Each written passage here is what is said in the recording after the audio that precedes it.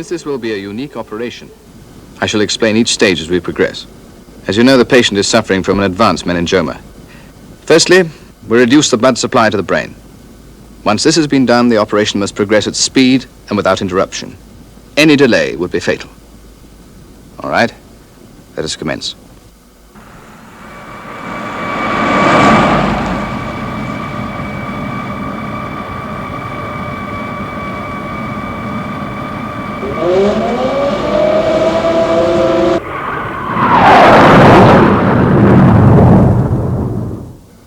Switch on laser lance. 6 seconds duration. Yes, Doctor.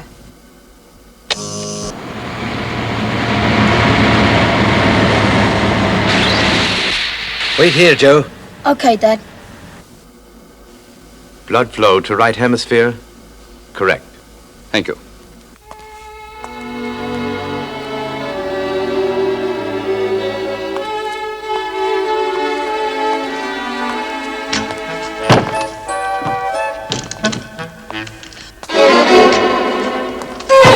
What's going on here? Oh, Professor McClaine. Good evening. Do come in. Thank you, Linda. Thank you, John. That'll be all for the moment. Thank you, Doctor. Good night. Good night, Doctor. Good night. How did it go? Well, so far, all the equipment has been operating faultlessly. Good. Do you still want me to give it a thorough check? If you would, Professor, it would give us additional confidence. Only too glad to help, Doctor. Do you have much trouble normally with the maintenance of this equipment? Well, the servicing is fairly efficient, but with this operation, which is only the 6th of its kind, we can't afford to take any chances. Of course. Are you performing the operation yourself, Dr. Blakemore? Not this one, Professor. There's only one man in the world capable of this type of work. Dr. Emil Kados. He's flying here specially. You see, the patient is a very special man. Oh? Who's that? Maurice Estoral. How nice to see you again. Forgive me, I know the face so well, and yet I can't quite place you. Oh, that is understandable, Monsieur Estoral. We met but for a few moments some years ago when you were awarded the Nobel Prize. Of course, Professor McClaine. I have followed your work with interest. That's very kind of you. And if I may say so, I'm a great admirer of your work.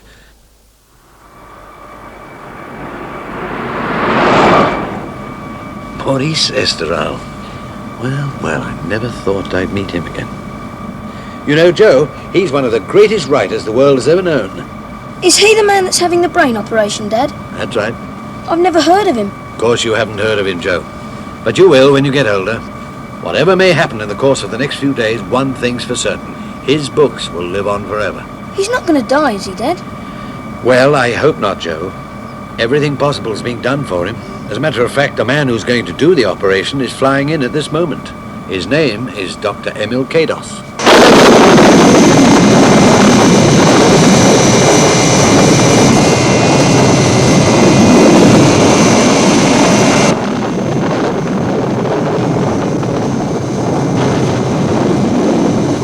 Dr. Emil Kados. Yes? We've just received a radio cable for you, sir. Thank you.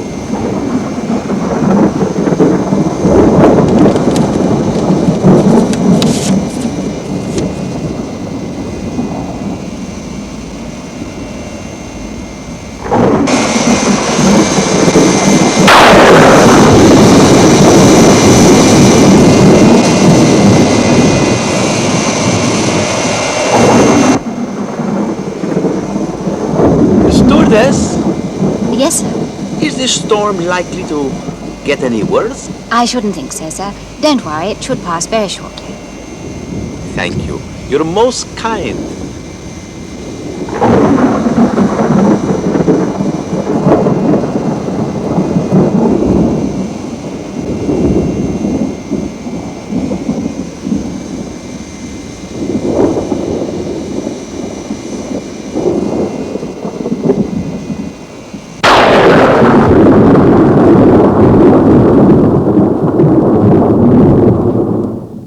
Yes, it is urgent.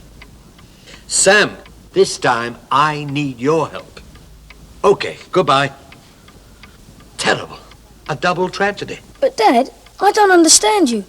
The paper says that Dr. Kados was one of the survivors. But don't you understand, Joe? He's bound to be injured.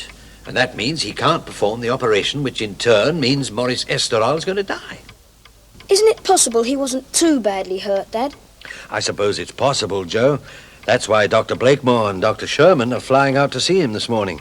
But I don't hold out much hope.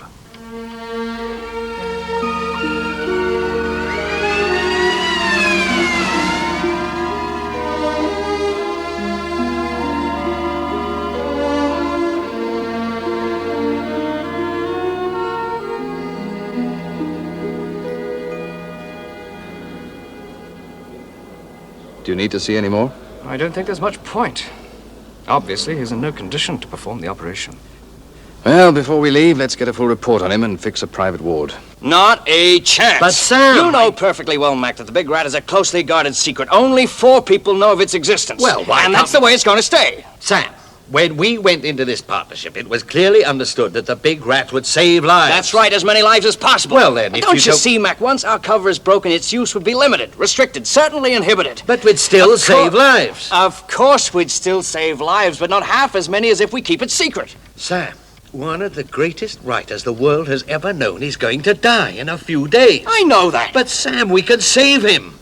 The only man who can operate on him is in a Swiss hospital badly injured. But we can record his brain patterns. And transfer his knowledge to another doctor. I know we've been through this 100 times. I'm sorry, the answer is no. Why, Sam? Why? Because it means, Mac, that a 5th person would be involved, and that is out of the question. Dad, Uncle Sam, why are you both arguing?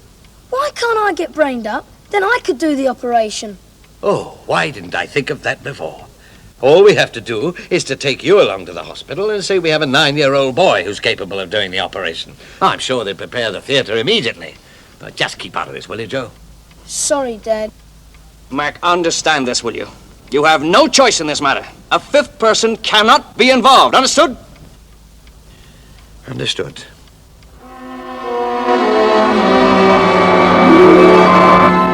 But, Dad, I still don't understand why we're going to Switzerland. Joe, I've already explained to you. We're going there to record the brain patterns of Dr. Emil Kados. I know that, Dad. But you promised Uncle Sam that you wouldn't involve a 5th person. That's true, Joe. I did make that promise. And I don't break my promises.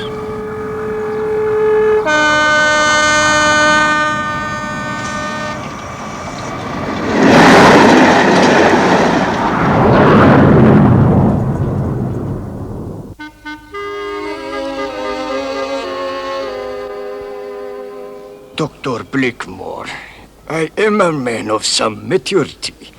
I fear that you have been trying to tell me something.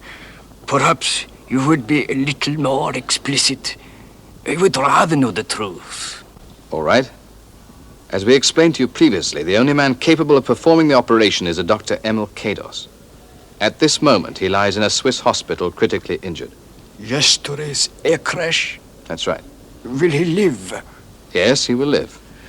Well, that's good news. Good news for him, but not for you.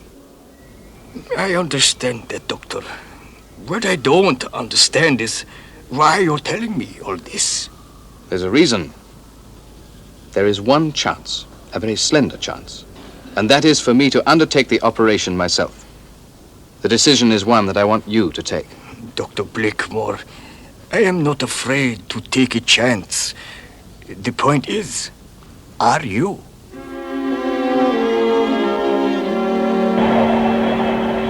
Attention please, attention please.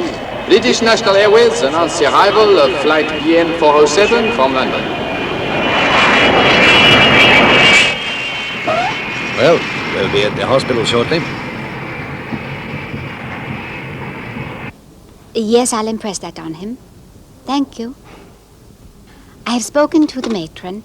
Dr. Kados underwent an emergency operation about 2 hours ago, but he's not yet regained consciousness.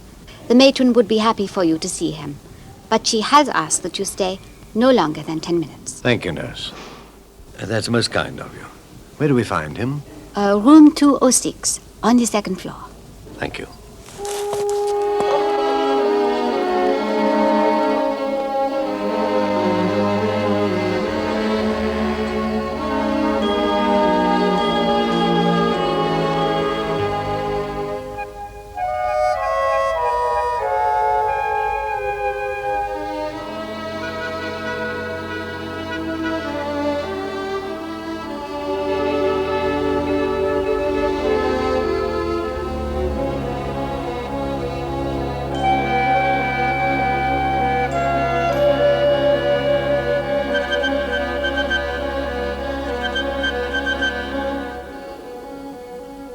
Okay, Dad. The balloon's high enough now.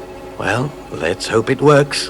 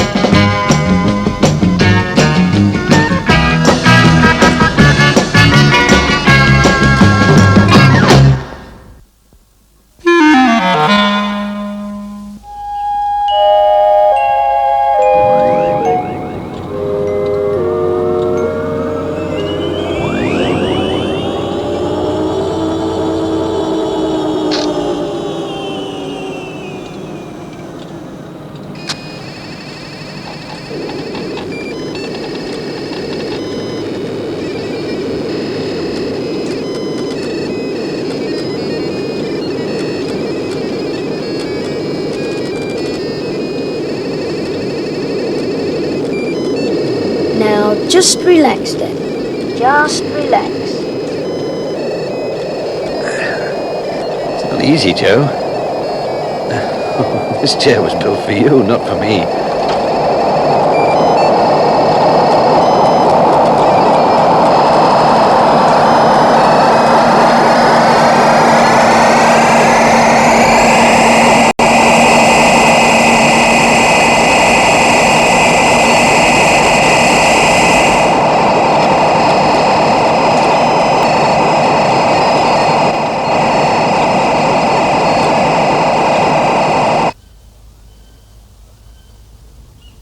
You're quite sure you want to go ahead with this?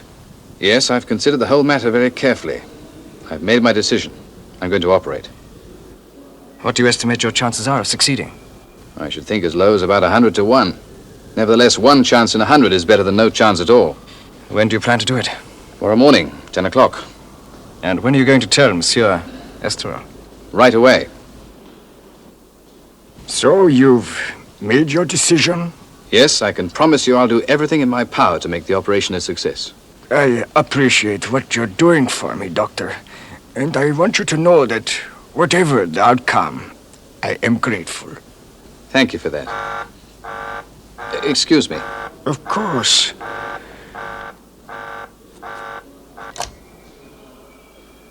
Dr. Blakemore here. Professor McClaine, how are you? Fine. Yes. Yes, it was tragic. Well, it's strange that you should call at this moment, Professor. I'm going to attempt the operation myself. Well, that's very kind of you, Professor. But to have you in the theater while the operation is in progress would be a tremendous help. Yes, 10 o'clock tomorrow morning. Much appreciated. See you tomorrow. Bye-bye. What a piece of luck. Dr. Blakemore has decided to attempt the operation himself. I suggested that I should be there to look after the equipment, you know, in case anything went wrong. And he was delighted. He fell right into my trap. That's wonderful, Dad. So that means we can get into the operating theatre without any trouble. That's right, Joe. But, Dad, you said they wouldn't allow an inexperienced person to carry out this operation. That's why I had the transference, Joe. Don't you see? With the knowledge that I've now got, they'll have no choice.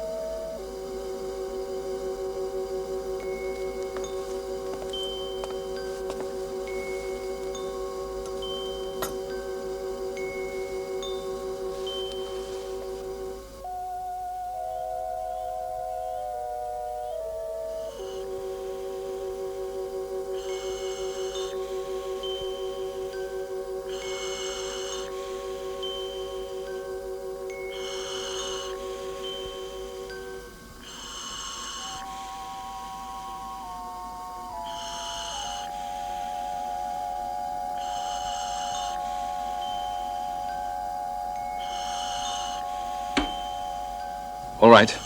Let us commence.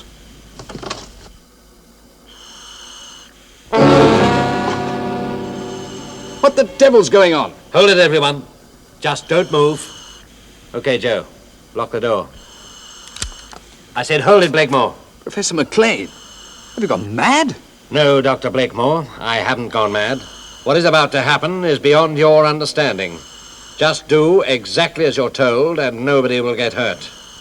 You're right, Professor. It is beyond my understanding, but let's get one thing clear. My duty is to my patient. The man is under an anesthetic. The operation must proceed.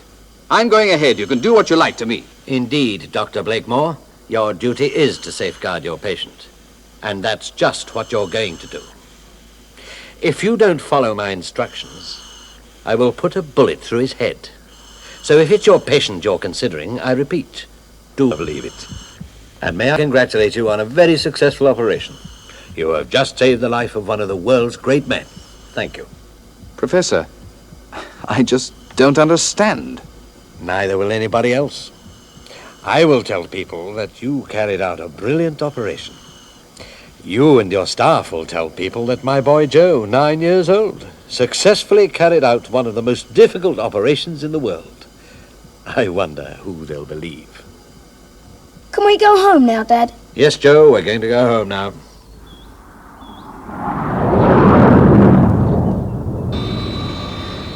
Well, it's nice to be myself again. I'm sure I could never have fired that gun so accurately without the brain patterns of a WIN agent. And I don't think I could have done the operation without a brain transfer from Dr. Kados. You're right, Joe. I think they both did very well.